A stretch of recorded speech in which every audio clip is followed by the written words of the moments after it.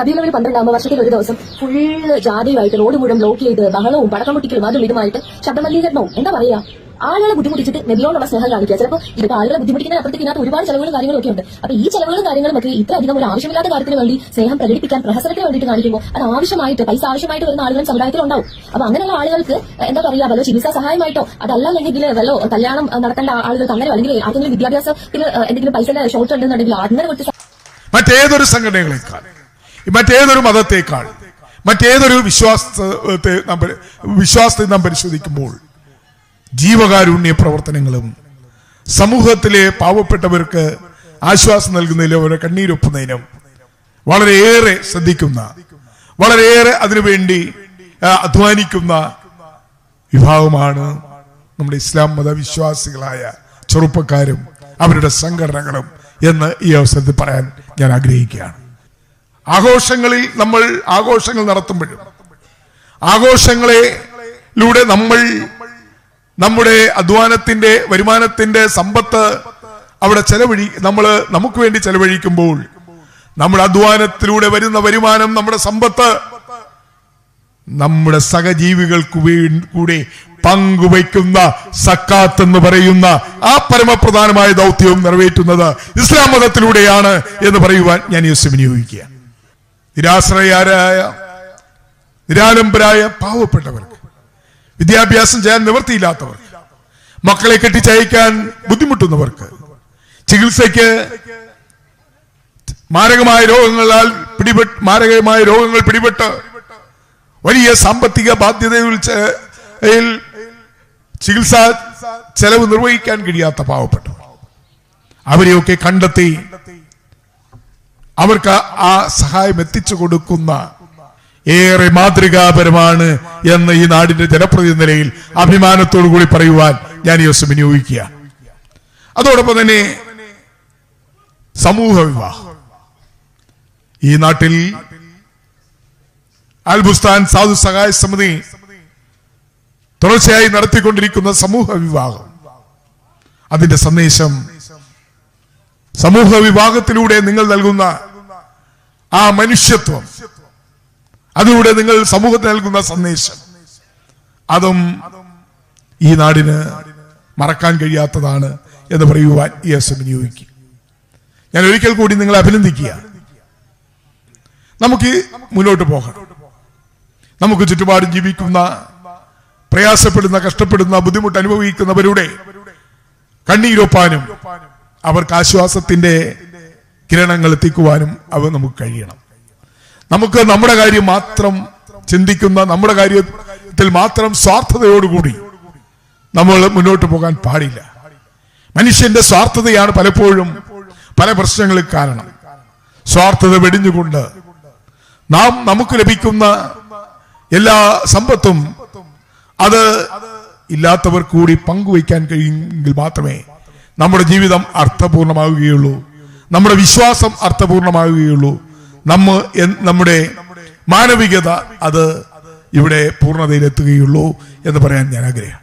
അങ്ങനെ വരുമ്പോൾ ഇസ്ലാം മതവും ഇസ്ലാം മത വിശ്വാസികളായ നിങ്ങളും നമ്മുടെ ലോകത്താകമാനം, നമ്മുടെ നാട്ടിലടക്കമുള്ള പ്രദേശങ്ങളിൽ നിങ്ങൾ ചെയ്യുന്ന ഇത്തരം പ്രവർത്തനങ്ങളെ എത്ര തന്നെ അഭിനന്ദിച്ചാലും മതിവരില്ല എന്ന് ഞാൻ ഒരിക്കൽ കൂടി പറയുവാൻ ആഗ്രഹിക്കുക. ഏത് വേദിയിൽ പോകുന്നതിനേക്കാൾ ഏറ്റവും സന്തോഷം നൽകുന്ന വേദിയാണ് ഇത്തരത്തിലുള്ള വേദികൾ. ഞങ്ങള് ഒരുപാട് വേദികൾ ദിവസവും പങ്കിടുന്നവരും ഒരുപാട് മീറ്റിങ്ങുകളിലൊക്കെ പങ്കെടുക്കുന്നവരുമാണ്. പക്ഷേ മനസ്സിന് സന്തോഷം നൽകുന്നത്, മനസ്സിനെ ആനന്ദിപ്പിക്കുന്നത്, മനസ്സിന് സംതൃപ്തി നൽകുന്നത് ഇത്തരത്തിലുള്ള പരിപാടികൾ പങ്കെടുക്കുമ്പോഴാണ്. അങ്ങനെ ഇത്തരത്തിലുള്ള പരിപാടികൾ, ഇത്തരമാതിരിയുള്ള ജീവകാരുണ്യ പ്രവർത്തനങ്ങളും സമൂഹ വിവാഹമായിരുന്നാലും മറ്റ് ജീവകാരുണ്യ പ്രവർത്തനങ്ങളാകും, അത് നമ്മുടെ സമൂഹത്തിൽ ഏറ്റവും കൂടുതൽ ചെയ്യുന്നത് നിങ്ങളെപ്പോലെയുള്ള സംഘടനകളാണ് എന്ന് പറയാതിരിക്കാൻ നിവൃത്തിയില്ല. ഇസ്ലാം മതത്തെ സംബന്ധിച്ചിടത്തോളം ഇത്രയേറെ സ്നേഹം തുളുമ്പുന്ന, ഇത്രയേറെ കാരുണ്യം തുളുമ്പുന്ന, ഇത്രയേറെ സാഹോദര്യം നമുക്ക് നൽകുന്ന മറ്റൊരു മതമുണ്ടോ എന്ന് ചോദിച്ചാൽ ഞാൻ പറയും ഇല്ലെന്ന് തന്നെ ഞാൻ പറയും. ഈ മതം, ഇസ്ലാം മതം, ഉള്ളവൻ ഇല്ലാത്തവന് പങ്കുവയ്ക്കുക, ഉള്ളവൻ ഇല്ലാത്തവന്റെ ദുഃഖങ്ങളും പ്രയാസങ്ങളും അത് സ്വയം ഏറ്റെടുക്കുക, അല്ലെങ്കിൽ അതിൽ പങ്കുചേരുക എന്നുള്ളതാണ്. പങ്കുവയ്ക്കലാണ് ഇസ്ലാം മതത്തിന്റെ അടിസ്ഥാന തത്വം. നമുക്കറിയാം യത്തീംഖാനകളിൽ അതിന്റെ സന്ദേശം എന്താണ്? ലോകത്തൊരിടത്തും അത്തരത്തിലുള്ള മനുഷ്യ സ്നേഹത്തിന്റെ ഏറ്റവും വലിയ ഉദാത്തമായ ഉദാഹരണമാണ്. ഇസ്ലാം മതത്തിന്റെ സന്ദേശങ്ങളിൽ ഏറ്റവും പ്രധാനമാണ് നിന്ദിതർ, പീഡിതർ, നിരാലംബർ, നിരാശ്രയരെ ചേർത്ത് പിടിക്കുക എന്നുള്ളത്. അതാണ് യത്തീംഖാനയുടെ സന്ദേശം. ആ സന്ദേശം അനുസരിച്ചാണ് ഇസ്ലാം മത വിശ്വാസികളായ നമ്മുടെ സഹോദരങ്ങളെ യത്തീംഖാനയിലൂടെ പുനരധിവസിപ്പിച്ച് അവർക്ക് ആഹാരം നൽകുന്നു, വസ്ത്രം നൽകുന്നു, അവരെ പഠിപ്പിക്കുന്നു, അവരെ നമുക്കൊപ്പം ജീവിക്കുവാനുള്ള സാഹചര്യം ഒരുക്കും. ഞാൻ നിങ്ങൾ സന്തോഷത്തോടു കൂടി കഴിയുമ്പോൾ, ആഹാരം കഴിക്കുമ്പോൾ, വസ്ത്രം ധരിക്കുമ്പോൾ, നമ്മൾ വാഹനങ്ങളിൽ പോകുമ്പോൾ, നമ്മൾ ഉന്നത വിദ്യാഭ്യാസം നേടുമ്പോൾ, ഇതിനൊന്നും സൗകര്യമില്ലാതെ നമ്മളോടൊപ്പം ഈ ലോകത്ത് ജനിച്ച ഒരാളും അത്തരത്തിൽ ആ സൗകര്യങ്ങൾ ലഭിക്കാതെ, അല്ലെങ്കിൽ നമുക്ക് ലഭിക്കുന്ന സൗകര്യങ്ങൾ അത് ലഭിക്കാതെ കഷ്ടപ്പെടുന്ന, അല്ലെങ്കിൽ ലഭിക്കാതെ നിരാശ പൂണ്ട ആളുകളെ ചേർത്ത് പിടിക്കാൻ ഇസ്ലാം മതം നമ്മളെ പഠിപ്പിക്കുന്നു. അതാണ് ഇത്തരത്തിലുള്ള യത്തീംഖാനകളായിരുന്നാലും സക്കാത്തുകളായിരുന്നാലും അത് നമുക്ക് ഇസ്ലാം മതത്തിൽ മാത്രം കാണാവുന്ന പ്രത്യേകതയാണ്. ഇതൊരിക്കലും അവസാനിക്കാൻ പാടില്ല.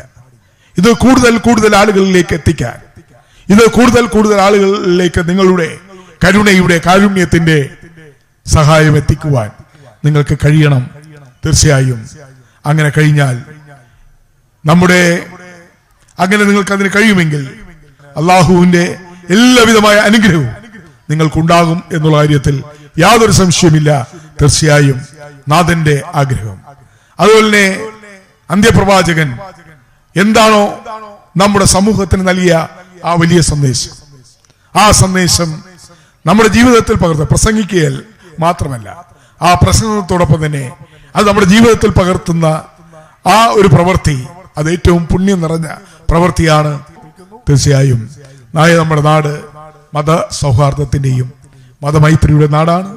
ഒരിക്കൽ പോലും ഒരു തരത്തിലുള്ള അകൽച്ച, വിഭാഗീയതയോ സംഘർഷങ്ങളോ മതത്തിന്റെ പേരിൽ ഉണ്ടാകാത്ത ഏറ്റവും മഹത്തായ ഒരു നാട്ടിലാണ് നമ്മൾ എല്ലാവരും താമസിക്കുന്നത്. ഇത് എക്കാലത്തും നമുക്ക് നിലനിർത്തി മുന്നോട്ട് കൊണ്ടുപോകണം. നമ്മളെ തെറ്റിപ്പിക്കാൻ, അല്ലെങ്കിൽ നമ്മളെ തമ്മിൽ ഭിന്നിപ്പിക്കാൻ ശ്രമിക്കുന്ന ഏത് ശക്തികൾ എവിടെ നിന്ന് വന്നാലും അവരെ മുളയിലെ തന്നെ നുള്ളുവാൻ നമുക്ക് കഴിയണം. നമ്മുടെ ഈ സാഹോദര്യവും സൗഹാർദ്ദവും സ്നേഹവും അതാണ് നമുക്ക് ഏറ്റവും അത്യാവശ്യം. അതിന് നമ്മളെ പണ്ഡിതന്മാരും നമ്മുടെ മൗലവിമാരും തരുന്ന എല്ലാവിധമായ അവരുടെ നിർദ്ദേശങ്ങൾ, അവരുടെ ഉപദേശങ്ങൾ, അവരുടെ ആഹ്വാനങ്ങൾ നമുക്ക് അതനുസരിച്ച് മുന്നോട്ട് പോകാൻ കഴിഞ്ഞാൽ യാതൊരു സംശയവുമില്ല അവരുടെ പ്രഭാഷണങ്ങൾ, വെള്ളിയാഴ്ച ദിവസങ്ങളിലെ പള്ളികളിൽ അവർ നൽകുന്ന സന്ദേശം എത്ര മഹത്തരമാണ്. അവരുടെ ഞാൻ പല പള്ളികളിലും ആ സന്ദേശങ്ങൾ ഞാൻ കേൾക്കാൻ ഇടയായിട്ടുണ്ട്. എത്ര മഹത്തരമായ സന്ദേശമാണ് അവർ വെള്ളിയാഴ്ചകളിലെ നമ്മുടെ ദുആ ചെയ്യുന്ന സമയത്ത് നമുക്ക് തരുന്നത്. അത്തരത്തിലുള്ള അവർ നൽകുന്ന ആ സന്ദേശങ്ങൾ നമുക്ക് മുന്നോട്ട് പോകാൻ കഴിഞ്ഞാൽ തീർച്ചയായും നമുക്ക് നല്ല രീതിയിൽ മുന്നോട്ട് പോകാൻ കഴിയും. നമ്മുടെ ഈ നാട്ടിൽ വിവിധ മുസ്ലിം മസ്ജിദുകൾ അല്ലെങ്കിൽ ജമാഅത്തുകൾ, ക്രൈസ്തവ ദേവാലയങ്ങൾ, അതുപോലെ തന്നെ ഹൈന്ദവ ക്ഷേത്രങ്ങൾ, ഇതെല്ലാം അടങ്ങുന്ന ഒരു നാടാണ് നമ്മുടെ നാട്. എത്ര മനോഹരമാണ് നമ്മുടെ നാട്, എത്ര ഹൃദിസ്ഥമാണ് നമുക്ക് ലഭിക്കുന്ന ദൈവികമായ അനുഗ്രഹം. അത് അമ്പലങ്ങളിൽ നിന്നാകട്ടെ, ദേവാലയങ്ങളിൽ നിന്നാകട്ടെ, ജുമാ മസ്ജിദിൽ നിന്നാകട്ടെ, അവിടെ നാം കേൾക്കുന്ന ഓരോ പ്രഭാഷണങ്ങളായിരുന്നാലും അവിടെ നടക്കുന്ന ഓരോ ആരാധനയും മനുഷ്യ നന്മയ്ക്ക് വേണ്ടിയും മനുഷ്യന് ഇവിടുത്തെ ഓരോ ജനത്തിനും അവരുടെ നന്മയ്ക്ക് വേണ്ടിയാണ്, അവരുടെ പുരോഗതിക്ക് വേണ്ടിയാണ്, അവരുടെ ശാശ്വതമായ സമാധാനത്തിന് വേണ്ടിയാണ്. അതുകൊണ്ട് തന്നെ ഇവിടെ 2 ജുമാ മസ്ജിദുകളുണ്ട്, കിഴക്കേപ്പള്ളിയും മയ്യത്തുങ്കര പള്ളിയും. ഈ 2 പള്ളികളിൽ വർഷങ്ങളിൽ നടക്കുന്ന നിരവധിയായ ചടങ്ങുകൾ, അതുപോലെ തന്നെ മതപ്രസംഗ പരമ്പരയുണ്ട്, അതുപോലെ കേരളത്തിൻ്റെയും കേരളത്തെ പുറത്തുനിന്നും വരുന്ന എത്രയോ മഹാന്മാരായ പണ്ഡിതന്മാരുടെ പ്രഭാഷണങ്ങൾ, ഇതെല്ലാം കേൾക്കാൻ നമുക്ക് ഭാഗ്യം ലഭിക്കുന്നത് തീർച്ചയായും ഇതെല്ലാം കേൾക്കുന്നതിന് നമുക്ക് അവസരമുണ്ടാകുന്നു എന്നുള്ളത് ഒരു ചെറിയ കാര്യമല്ല. ഈ പ്രഭാഷണങ്ങളിലൂടെയും ഈ പ്രസംഗങ്ങളിലൂടെയും നമ്മളെ ഉത്ബോധിപ്പിക്കുന്ന, നമ്മളെ കാരുണ്യവാനായ നാഥന്റെ അടുക്കലേക്ക് എത്തിക്കുന്ന ഈ പ്രഭാഷണങ്ങൾ, ഈ വചനങ്ങൾ, അത് ഖുർആനെ ഉദ്ധരിച്ചായിരുന്നാലും ബൈബിളിനെ ഉദ്ധരിച്ചായിരുന്നാലും ഭഗവത്ഗീതയെ ഉദ്ധരിച്ചായിരുന്നാലും അവർ നൽകുന്ന വചന സന്ദേശങ്ങൾ, പ്രഭാഷണങ്ങൾ, അത് എത്രത്തോളം നമ്മൾ ഉൾക്കൊള്ളുന്നു, നമ്മുടെ ദൈനംദിന ജീവിതത്തിൽ നമ്മൾ എത്രത്തോളം ഉൾക്കൊള്ളുന്നു എന്നുള്ളതാണ് നാം ആലോചിക്കേണ്ടത്, ചിന്തിക്കേണ്ടത്. നാം വെറും കേൾവിക്കാരായി മാറാൻ പാടില്ല. വെറും കേൾവിക്കാരായി സദസ്സിൽ വന്നിരുന്ന് മണിക്കൂറുകൾ നീണ്ട ഈ ഉജ്ജ്വലമായ പ്രഭാഷണങ്ങൾ കേട്ട് ആ വെറും കേൾവിക്കാരായി മാറുന്നതിന് പകരം എന്താണോ നമ്മളോട് കൽപ്പിക്കുന്നത്, അല്ലെങ്കിൽ നമ്മളോട് പ്രഭാഷണത്തിലൂടെ നമുക്ക് പകർന്നു തരുന്ന ആശയങ്ങൾ, ഖുർആനിലെ ദൈവികമായ വചനങ്ങൾ, അതുപോലെ തന്നെ വിശുദ്ധ ബൈബിളിലെ ദൈവികമായ വചനങ്ങൾ, ഭഗവത്ഗീതയുടെ സന്ദേശങ്ങൾ, അത് എത്രത്തോളം നാം നമ്മുടെ ദൈനംദിന ജീവിതത്തിൽ നാം എത്രത്തോളം പകർത്തുന്നു, അത് എത്രത്തോളം ഉൾക്കൊള്ളുന്നു എന്നുള്ളതാണ് ഏറ്റവും വലിയ പ്രശ്നം. ഞാൻ നേരത്തെ പറഞ്ഞതുപോലെ നമ്മുടെ നാട് അമ്പലങ്ങളുടെയും മോസ്കുകളുടെയും ദേവാലയങ്ങളുടെയും നാടാണ്. ഇത് തന്നെയാണ് നമ്മുടെ നാടിന്റെ സവിശേഷമായ പ്രത്യേകത. ഇത് തന്നെയാണ് നമ്മുടെ സംസ്ഥാനത്തിന്റെയും നമ്മുടെ രാജ്യത്തിന്റെയും സവിശേഷമായ പ്രത്യേകത. എല്ലാ മതങ്ങളും നമ്മെ ഉദ്ഘോഷിക്കപ്പെടുന്നത് സ്നേഹമാണ്, സാഹോദര്യമാണ്, സൗഹാർദ്ദമാണ്, മനുഷ്യ നന്മയാണ്. പക്ഷെ അതിൽ നിന്ന് നാം എപ്പോഴൊക്കെ വ്യതിചലിക്കുന്നുവോ, ആ ആശയങ്ങളിൽ നിന്ന്, അല്ലെങ്കിൽ ആ മതങ്ങൾ നമ്മെ പഠിപ്പിക്കുന്ന ഉദാത്തമായ ദർശനങ്ങൾ, അതിൻ്റെ ആ സത്തയിൽ നിന്ന് എത്രത്തോളം നമ്മൾ വ്യതിചലിക്കുന്നുവോ അപ്പോഴാണ് നമ്മുടെ നാട്ടിൽ നമ്മൾ അകൽച്ചയുണ്ടാകുന്നത്, നമ്മൾ തമ്മിൽ അകൽച്ചയുണ്ടാകുന്നത്, നമ്മൾ തമ്മിൽ ശത്രുതയുണ്ടാകുന്നത്, നമ്മൾ തമ്മിൽ പരസ്പര വൈരികളായി മാറും.